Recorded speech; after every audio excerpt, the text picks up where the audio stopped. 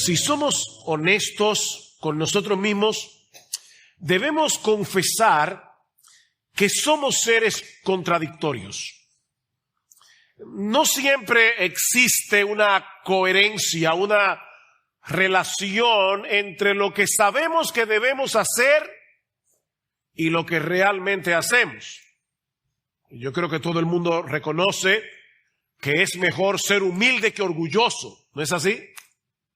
Yo creo que todo el mundo reconoce que es mejor ser altruista, es decir, preocuparnos por el bien de los demás, que ser egoístas. Todo el mundo reconoce que es mejor hacer el bien que hacer el mal. A menos que una persona tenga un serio desajuste psicológico, hay en todos nosotros una conciencia que Dios puso allí de fábrica que nos dice que debemos alabar lo bueno y que debemos rechazar y desaprobar lo malo. De hecho, eso es lo que lleva a muchas personas a la hipocresía, es decir, a disfrazar el orgullo de humildad y a buscar la manera de esconder nuestro egoísmo. Queremos aparentar que somos humildes, que somos altruistas, porque sabemos que eso es lo que deberíamos ser. Por eso alguien decía que la hipocresía es el homenaje que el vicio le rinde a la virtud. La hipocresía es el homenaje que el vicio le rinde a la virtud. Todo el que hipócritamente pretende ser virtuoso sin serlo, está reconociendo que la virtud es buena. ¿No es así? Así que la hipocresía es una extraña forma de exaltar la virtud. Pero aquí es donde entra en juego el problema esencial del ser humano. El hecho de que todo el mundo reconozca que la humildad es mejor que el orgullo y que practicar la regla de oro es mejor que ser un egoísta, no quiere decir que tengamos la capacidad de comportarnos a la altura de esos estándares morales que aprobamos. En otras palabras, saber lo bueno es una cosa, hacerlo es otra muy diferente. De ahí el refrán que seguramente todos han escuchado alguna vez: del dicho al hecho hay mucho trecho.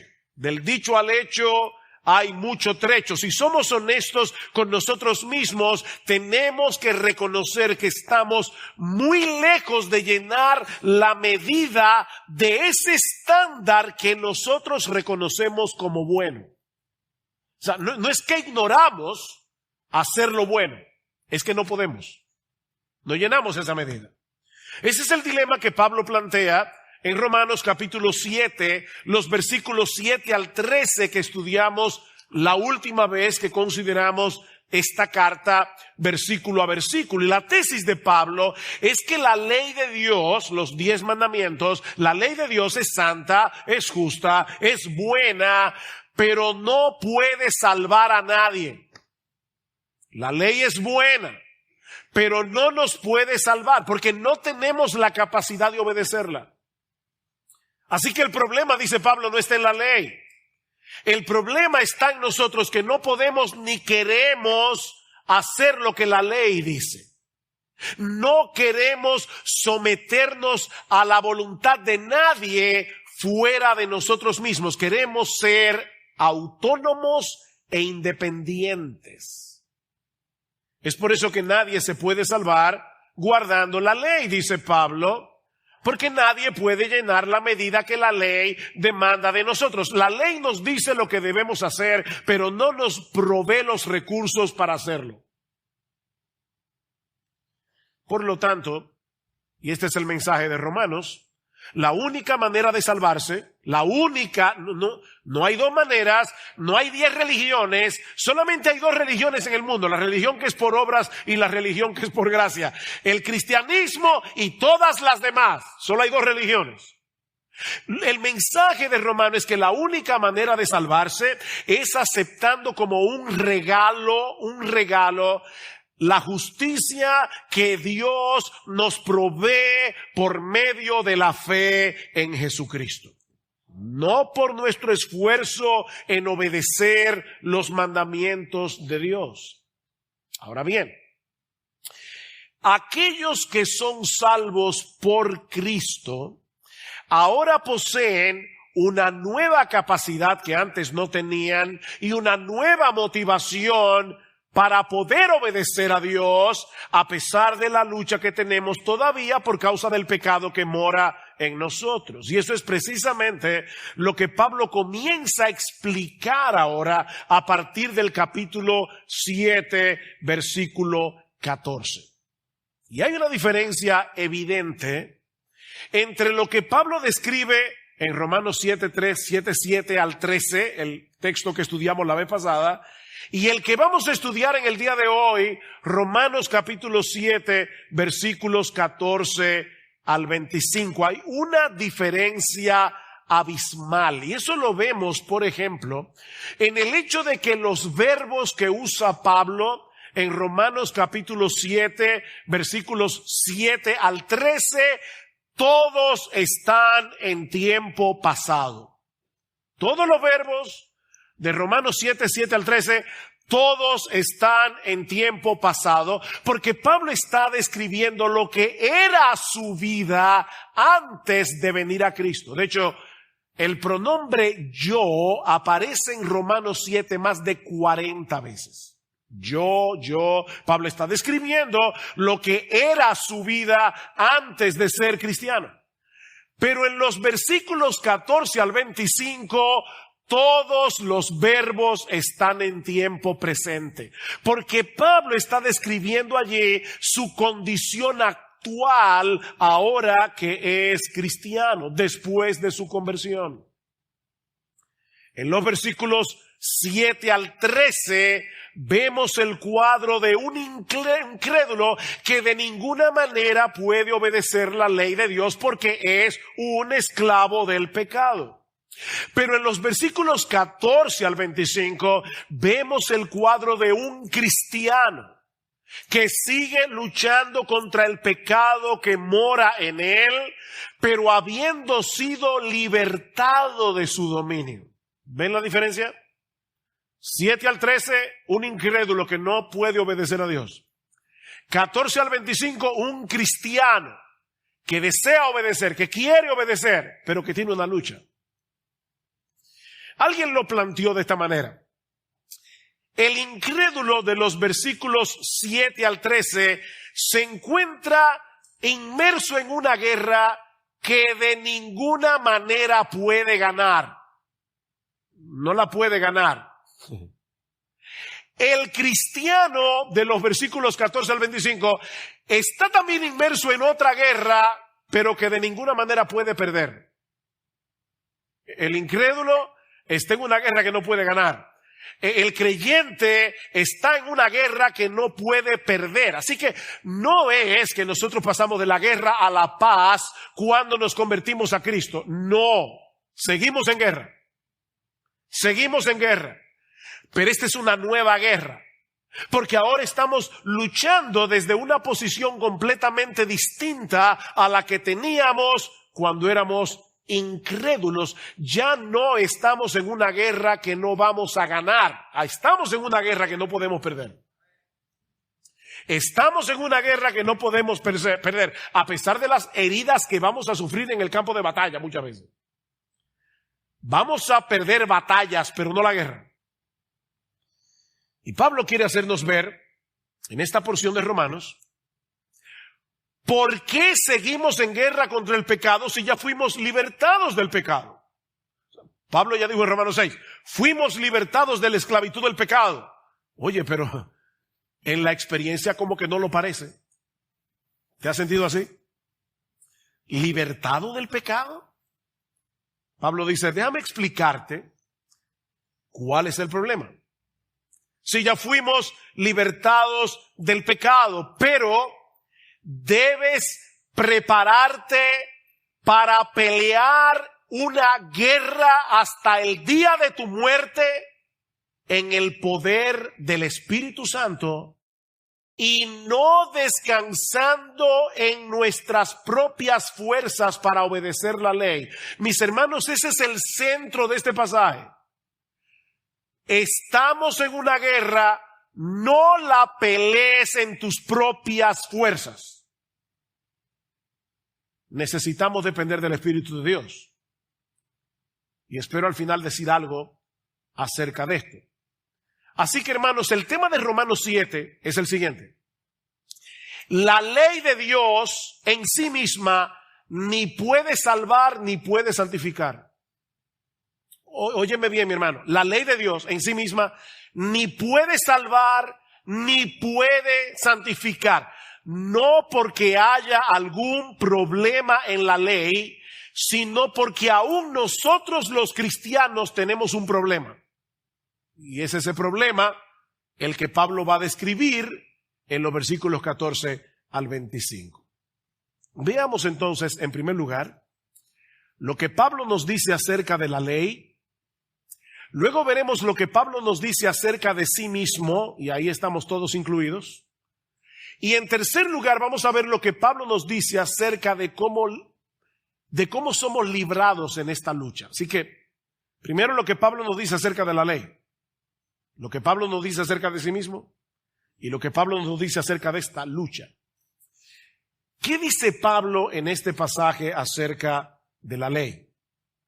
Bueno, como veíamos la vez anterior, Pablo tiene que salirle al frente a la acusación de que él no está menospreciando la ley. Imagínense a un judío en el tiempo de Pablo diciéndole: Pablo, pero si la ley no salva ni santifica, entonces ¿para qué sirve? Debemos llegar a la conclusión de que la ley es algo malo. Y Pablo pregunta en el versículo 7, ¿qué diremos entonces? ¿Es pecado la ley? Respuesta: de ninguna manera.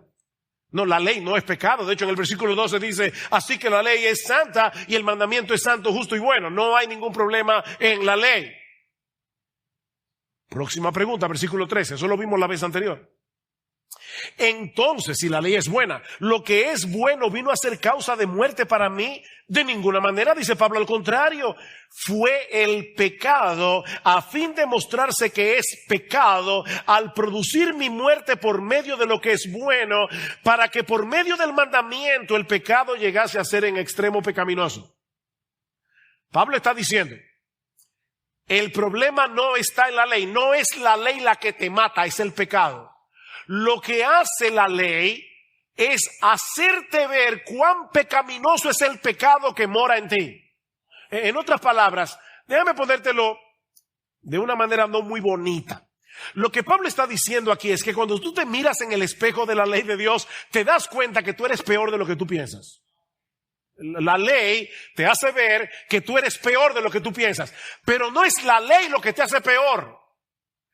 Lo que te hace peor es el pecado que mora en ti. Déjame poner un ejemplo.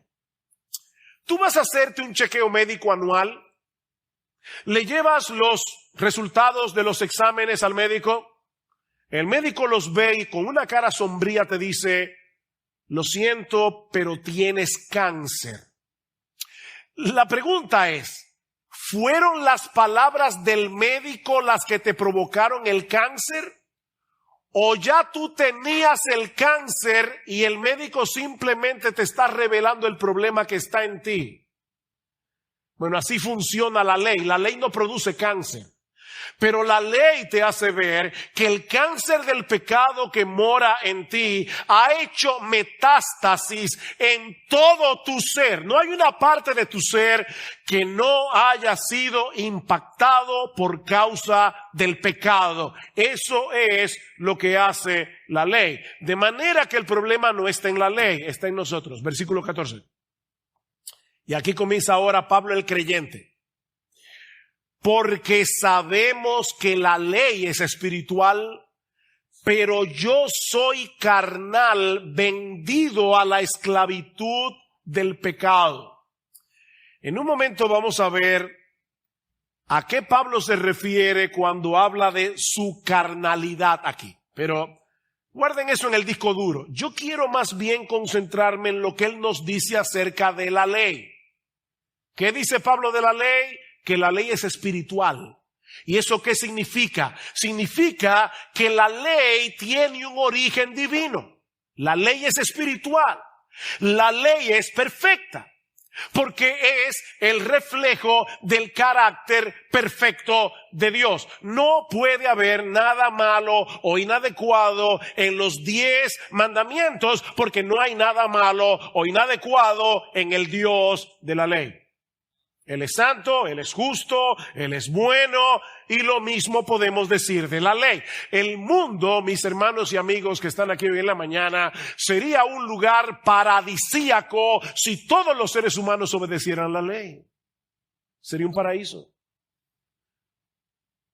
Es por eso que aún en medio de su lucha contra el pecado, Pablo reconoce la realidad de que la ley es buena, dice en el versículo 16. Y si lo que no quiero hacer eso hago, estoy de acuerdo con la ley, reconociendo que es buena. La guerra que experimentamos en nuestro interior por querer obedecer a Dios le da la razón a la ley, dice Pablo. ¿Por qué tú quieres obedecer?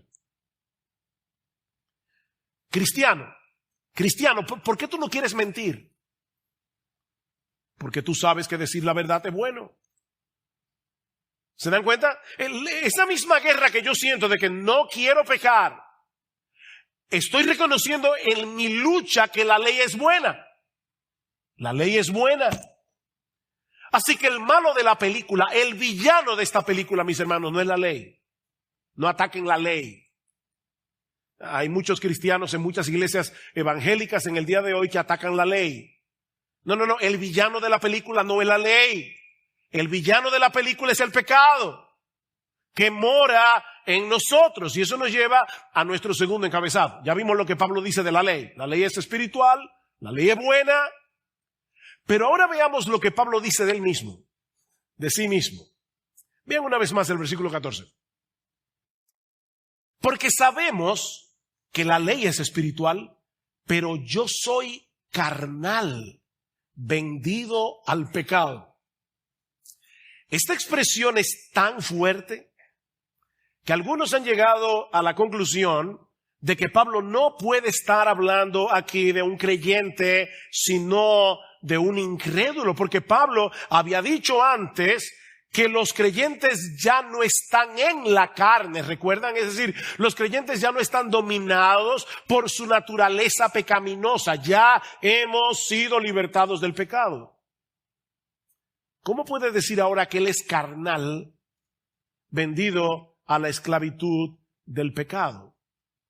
Bueno, Pablo está planteando aquí la realidad de que a pesar de haber sido regenerados por el poder del Espíritu Santo, a pesar de haber sido hechos nuevas criaturas en Cristo, aún queda en nosotros un residuo de pecaminosidad que llevaremos hasta la muerte. Y ¿sabes lo que es peor? No mejora con el tiempo. Un nuevo creyente de 3 días de convertido tiene un residuo de pecaminosidad en él. Y un creyente de 50 años de convertido tiene ese mismo residuo de personalidad que no ha mejorado en nada. El pecado no mejora. Tu residuo de pecaminosidad con el que tú vives no mejorará con el tiempo. Así que lo que Pablo está diciendo es, la ley es espiritual, la ley es de origen divino, pero yo todavía soy terrenal. Ese es el contraste. Yo soy terrenal. Todavía llevo conmigo un enemigo en mi interior que no tiene remedio. El enemigo que yo tengo en mi carne no tiene remedio. Ha sido vendido a la esclavitud del pecado. Ha sido vendido a la esclavitud del pecado. La idea no es que él es un esclavo del pecado. No. La idea es que hay una parte residual en nuestra condición humana que sigue siendo pecaminosa. Noten el versículo 23. Hermanos, esto es muy importante. Pero veo otra ley en mis miembros. Él dice en el versículo 22, en el hombre interior yo me deleito en la ley de Dios. Pero veo otra ley en los miembros de mi cuerpo que hace guerra contra la ley de mi mente. Y escuchen esto, me hace prisionero de la ley del pecado que está en mis miembros. No es que este cuerpo físico sea malo y el alma sea buena, como decían los gnósticos y los platónicos. No, lo que Pablo está diciendo es que el pecado se vale de nuestro cuerpo para llevarnos a pecar. El pecado usa tus ojos, el pecado usa tu lengua, el pecado usa tu cerebro, el pecado usa tus manos, tus pies para llevarte a pecar. Pero ¿saben qué? Aún ese lenguaje nos muestra que los cristianos ya no somos esclavos del pecado. ¿Por qué? Porque el pecado tiene que hacernos prisioneros. El pecado tiene que hacernos cautivos. ¿Por qué? Porque ya no le pertenecemos.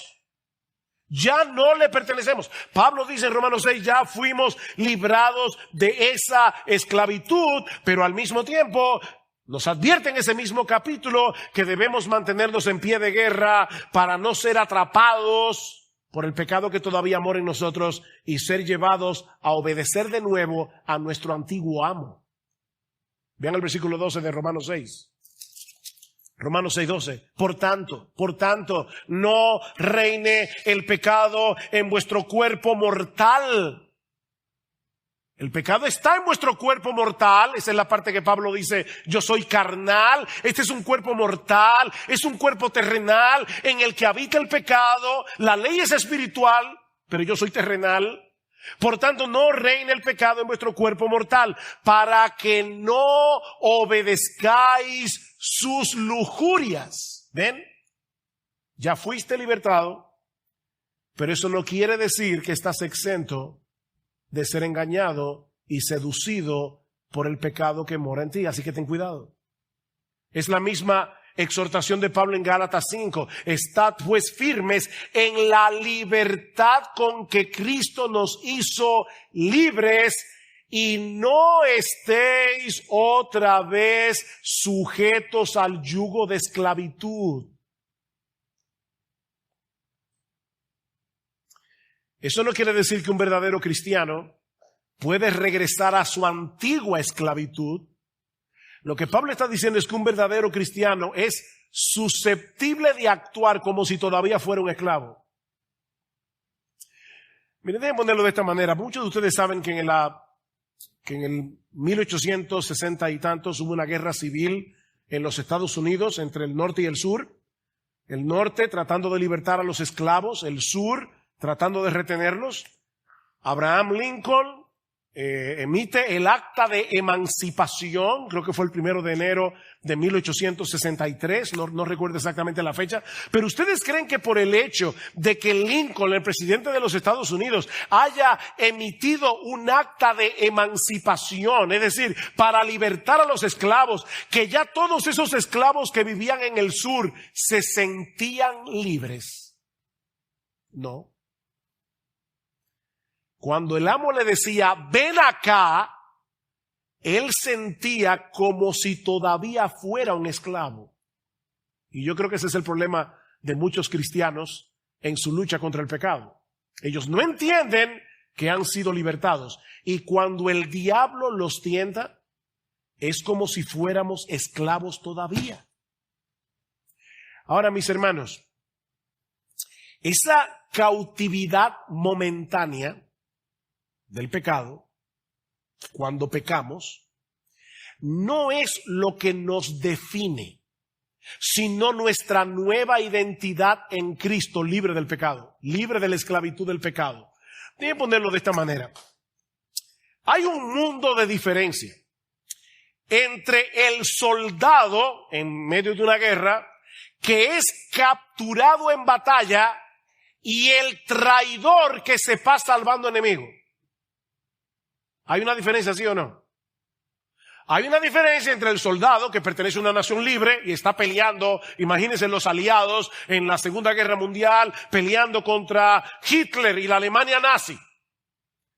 y uno de esos soldados aliados es tomado cautivo hasta que termine la guerra. Eso es diferente al traidor que se pasa al bando contrario porque prefiere ser parte de los nazis. ¿Ven el punto? Bueno, cada vez que un cristiano peca, es como un soldado que ha sido momentáneamente capturado, pero no es como un traidor que se ha pasado al bando contrario. ¿Se entendió ahora? Cada vez que un cristiano peca, es como un soldado que ha sido momentáneamente capturado, pero no es un traidor que se ha pasado al bando contrario. Versículo 15. Porque lo que hago no lo entiendo, porque no practico lo que quiero hacer, sino lo que aborrezco, eso hago. Y si lo que no quiero hacer, eso hago, estoy de acuerdo con la ley reconociendo que es buena. ¿Ven el punto? Pablo está diciendo, yo aborrezco el pecado. Yo no lo quiero hacer. Pero aún así peca.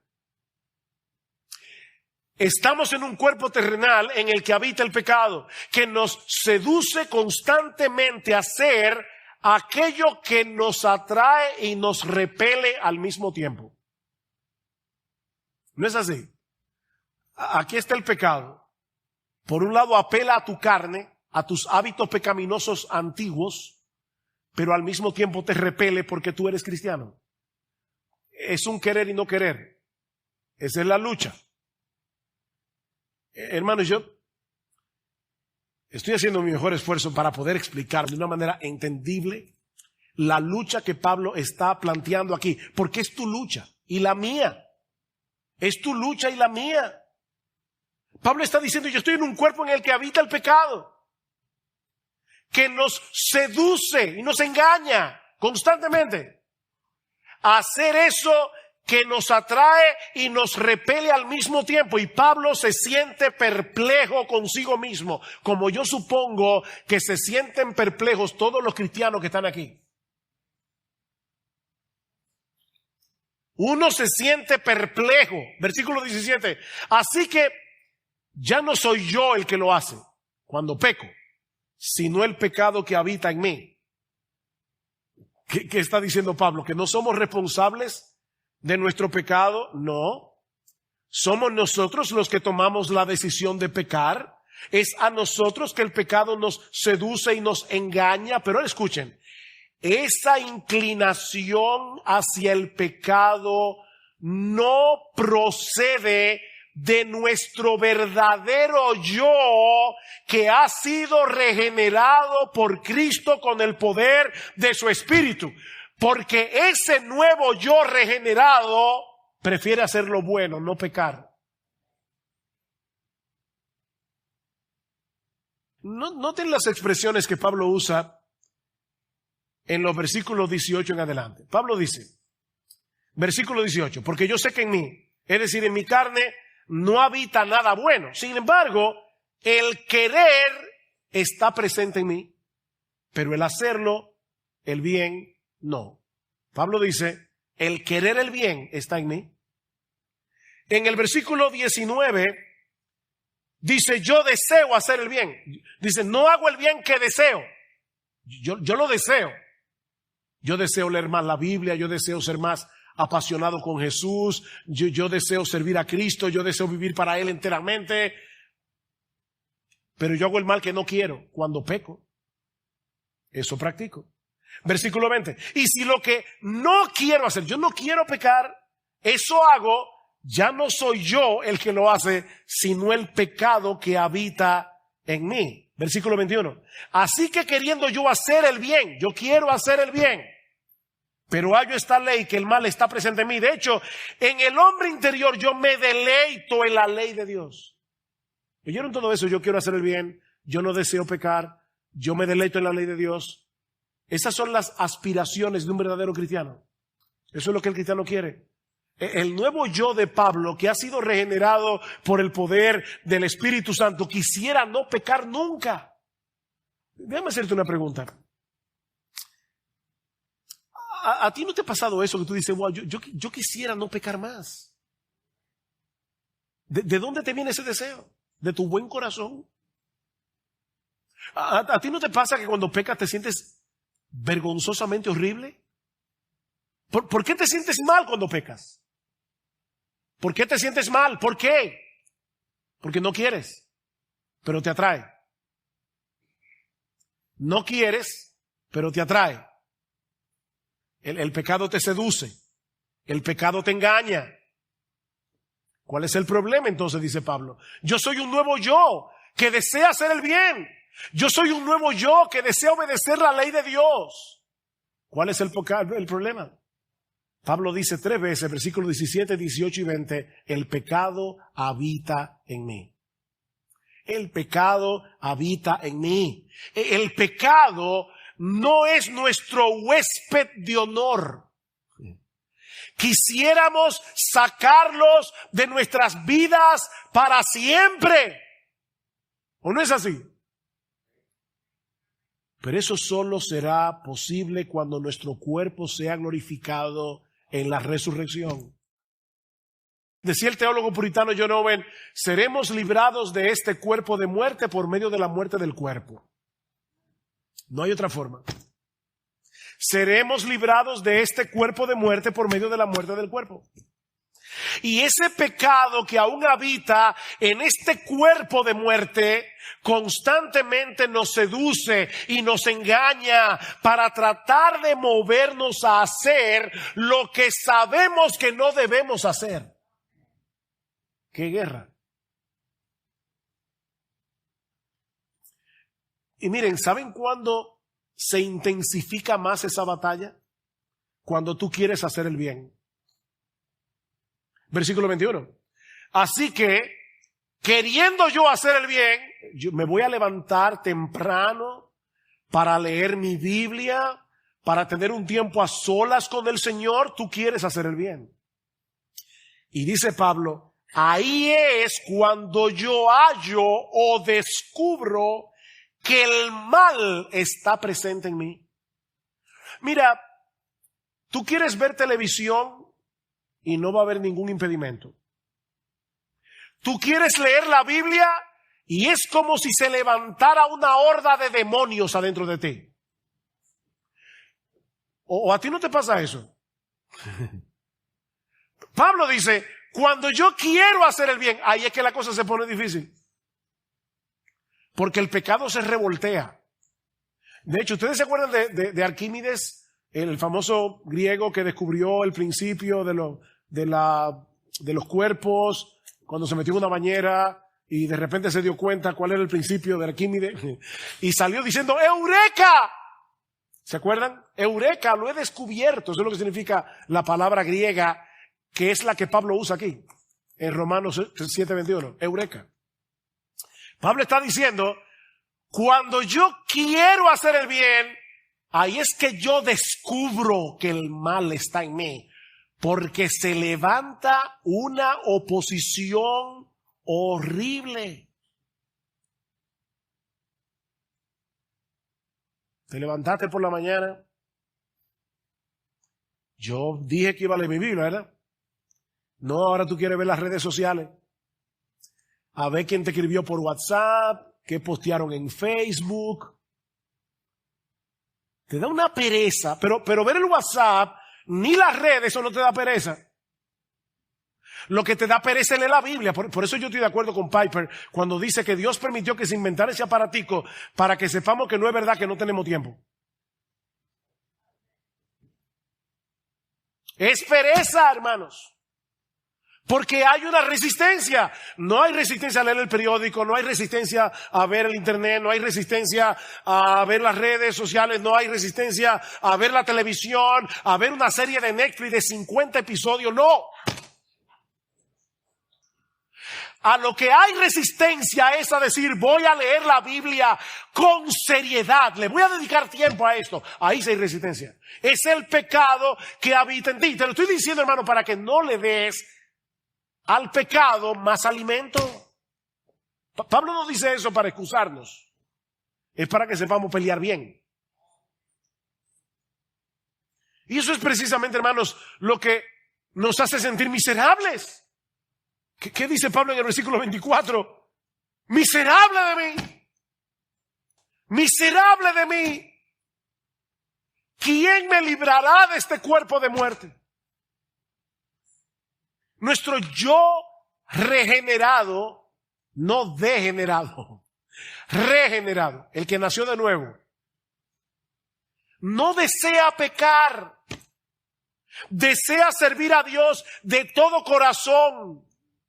Pero el pecado que habita en nosotros es un foco de resistencia constante. El pecado va a tratar por todos los medios posibles que no hagamos el bien que queremos, sino el mal que no queremos. Es lo mismo que Pablo nos enseña en Gálatas 5:17. El deseo de la carne es contra el espíritu. El deseo del espíritu es contra la carne. Y estos dos se oponen entre sí para que tú no hagas lo que tú quieras. Esa es la experiencia normal de todo verdadero cristiano mientras nos encontremos de este lado de la eternidad. Eso no quiere decir que el creyente sea continuamente derrotado por el pecado. Eso no es lo que Pablo está diciendo. Y lo vamos a ver luego en Romanos 8. Lo que eso quiere decir es que de este lado del cielo nunca vamos a hacer todo lo bueno que queremos ser. ¿Ven la diferencia? Packer, que es un teólogo británico, él escribió un artículo sobre este texto. Y escuchen qué sabias estas palabras de Packer. Pablo no nos dice que la vida del creyente es tan mala como pudiera ser, sino que no es tan buena como debería ser. El hombre miserable del pasaje es el mismo Pablo, que expresa espontáneamente su angustia por no ser un mejor cristiano de lo que es. ¿Oyeron eso? Pablo está expresando su angustia por no ser un mejor cristiano. El impío se vanagloria por cualquier disparate que haga. El cristiano siempre quiere ser mejor. Yo quisiera ser mejor. Y ahora escuchen con cuidado lo que sigue diciendo Packer. Creo que lo que Pablo está diciendo no es que los cristianos viven en una derrota continua, sino que ningún cristiano vive en una victoria continua. Es diferente. Muy diferente. No es que el cristiano es derrotado todo el tiempo. Es que el cristiano no vive en una victoria constante. Y en esos momentos y ocasiones, dice él, en que no podemos triunfar contra el pecado, Romanos 7, 14 al 25 es la forma normal como un cristiano saludable debe reaccionar. ¿Y cuál es esa reacción? Dice Packer, versículo 22, yo amo la ley de Dios. Yo amo la ley de Dios. Estoy felizmente de acuerdo con la ley de Dios en mi hombre interior. Yo me deleito en la ley de Dios. Versículo 15, y aborrezco lo que acabo de hacer. Eso es lo que le pasa a un cristiano cuando peca. Yo sé que la ley es buena. Aborrezco lo que acabo de hacer. Oh, qué miserable me siento en estas ocasiones. Así reacciona un verdadero cristiano. Todo verdadero cristiano quiere ser más de lo que es.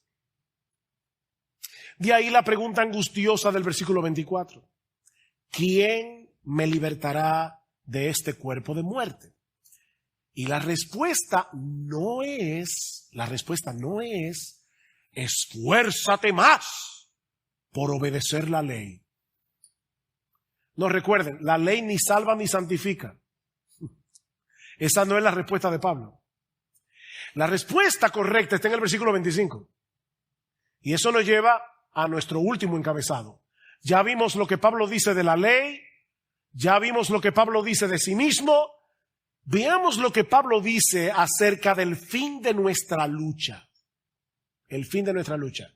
Las palabras del versículo 24, miserable de mí, ¿quién me libertará de este cuerpo de muerte? expresan el anhelo ardiente de todo verdadero cristiano, de que llegue ese día en que no seamos más estorbados por el pecado, para adorar y servir libremente a nuestro Señor y Salvador, cuando ninguna cosa de este mundo disminuya la llama de nuestra pasión por Él. ¿Nunca has experimentado eso? Ese anhelo en el corazón.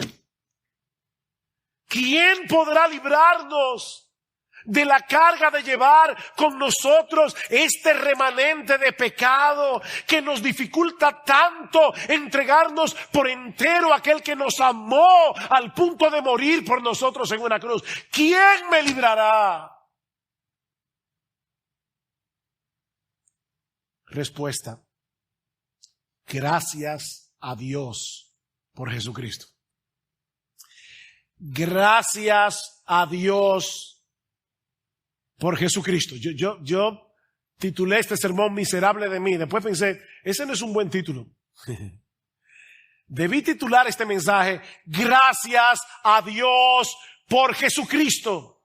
Mi hermano, los puritanos solían decir, por cada mirada que le des a tu pecado, mira 10 veces a Jesús. Y yo creo, a la luz de este pasaje, que Pablo habría dicho amén a eso. Por cada mirada que le des a tu pecado, mira 10 veces a Jesucristo. Cuando estamos en medio de la lucha en contra del pecado, mis hermanos, es a esta expresión de gratitud que tenemos que llegar, y ojalá que sea más temprano que tarde. Gracias a Dios por Jesucristo. No te quedes postrado viendo tu lucha. Tienes que llegar a ese punto de gratitud. Gracias a Dios por Jesucristo. Oh, gracias a Dios por Jesucristo, porque fue Él quien nos libró de la condenación del pecado. ¿Cómo comienza Pablo en Romanos 8, el siguiente capítulo? Por consiguiente, no hay ahora condenación para los que están en Cristo Jesús. ¿Oíste eso? Oh, recuerda eso en medio de tu lucha. No hay condenación. Ya Cristo pagó nuestra deuda completita. Todos nuestros pecados fueron clavados en la cruz, de manera que cuando nos presentemos ante el tribunal de Dios, ya sabemos de antemano que el veredicto de inocencia fue pronunciado en ese tribunal. No, ya no hay condenación.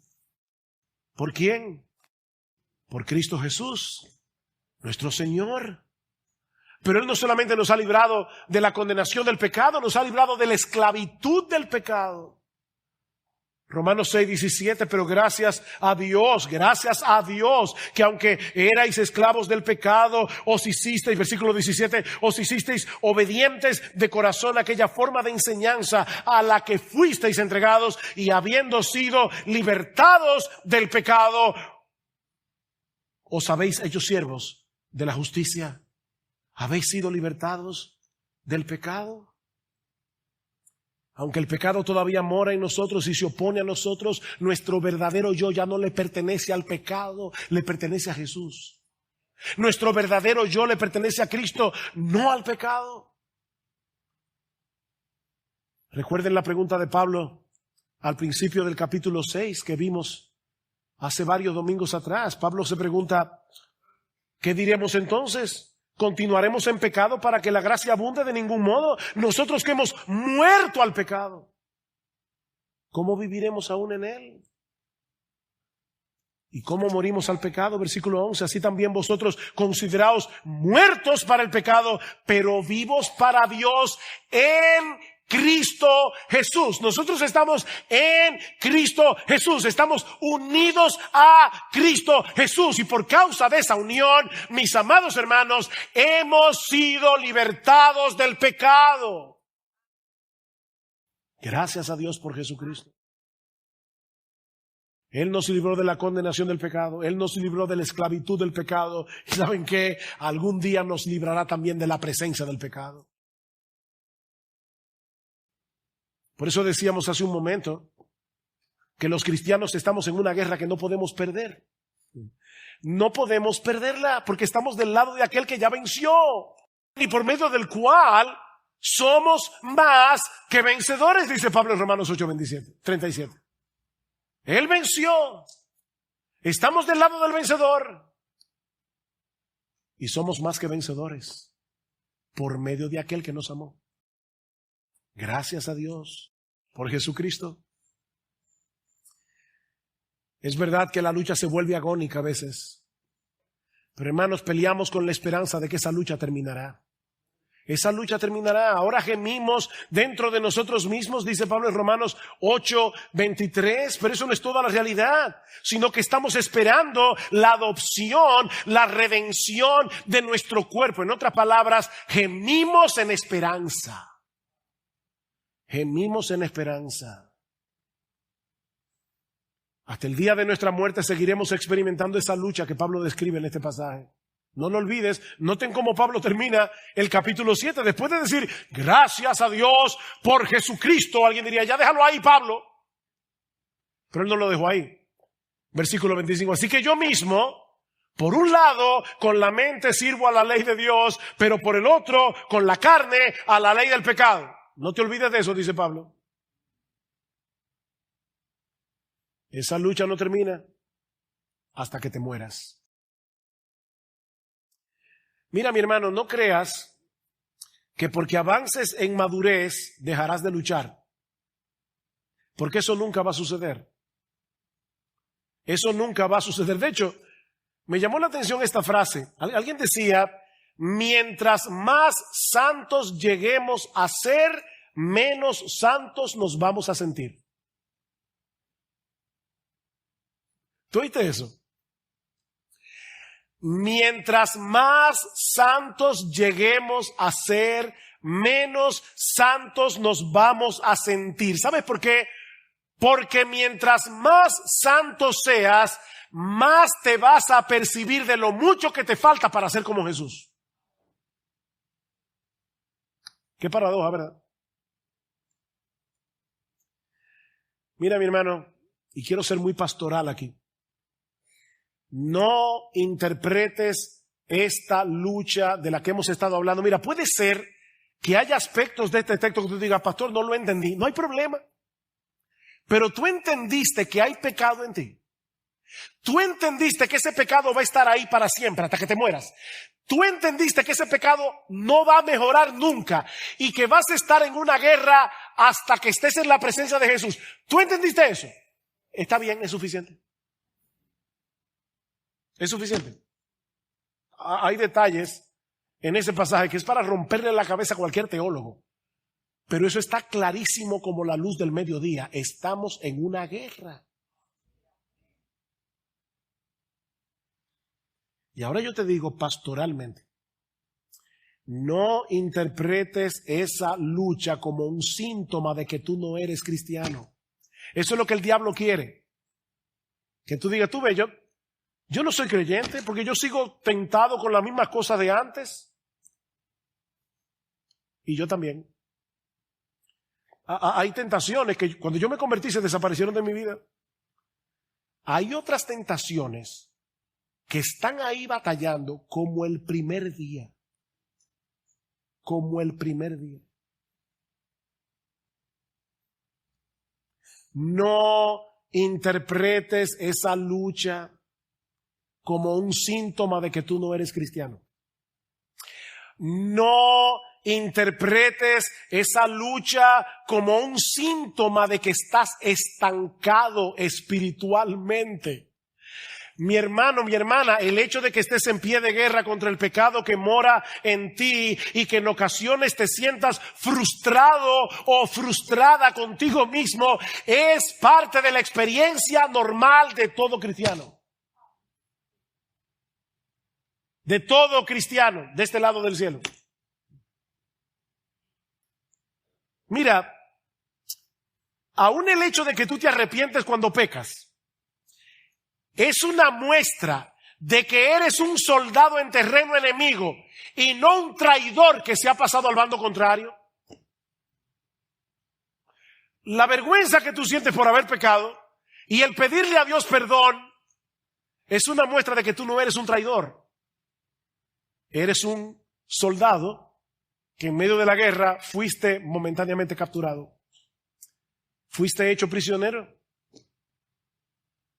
Ahora bien, y ya estoy terminando. No olvides, y lo que voy a decir ahora sí que es profundo, no olvides que Romanos 7 está antes de Romanos 8. Era profundo, ¿verdad? Miren, créanme, eso es profundo y es importante. Romanos 7 está antes de Romanos 8.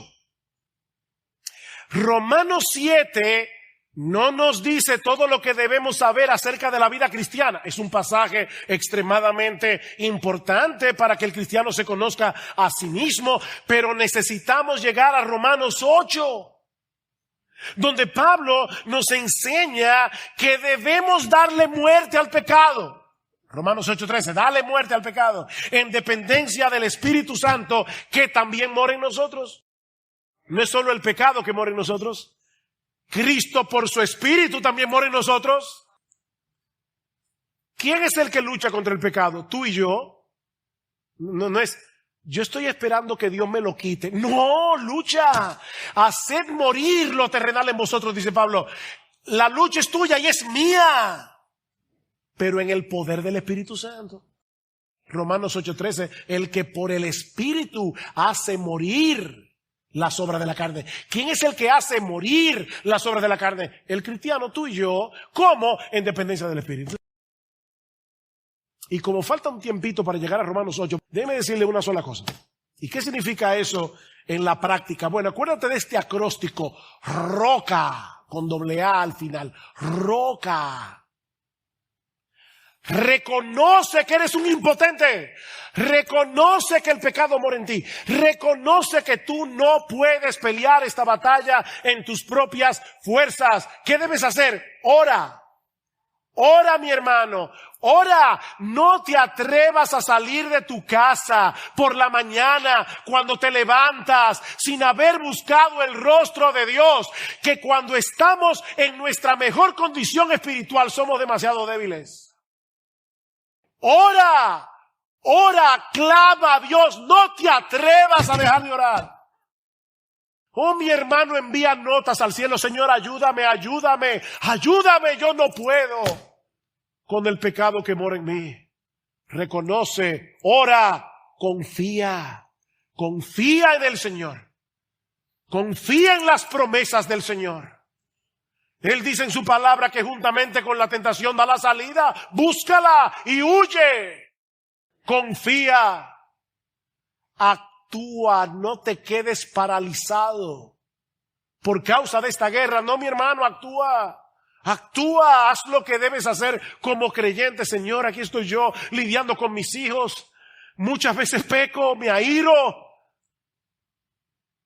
¿Qué haces? ¿Lo entregas en adopción? No.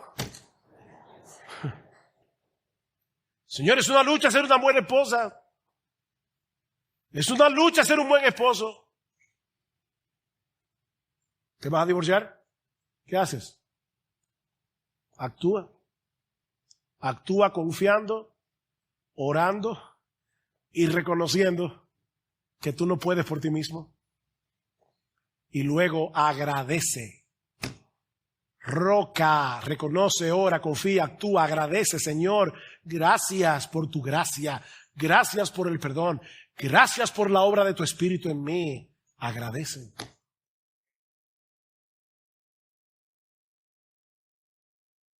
Dios no nos ha dejado solos en esta lucha.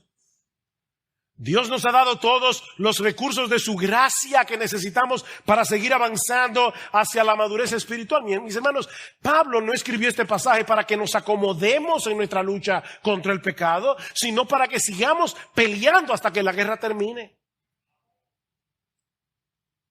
Y para que apreciemos cada vez más la salvación que ya tenemos en Cristo de pura gracia. Porque ya no hay condenación. Para aquellos que están en Cristo no hay condenación, sino la esperanza gloriosa de vivir en su presencia por los siglos de los siglos, sin más gemido ni frustración en tu presencia. Salmo 16, hay plenitud de gozo, delicias a tu diestra para siempre. Mis hermanos, algún día este gemido terminará. esta lucha terminará para siempre. Y estaremos para siempre disfrutando de lo que Jesús compró para nosotros a precio de su bendita sangre. Oh, que el Señor bendiga su palabra.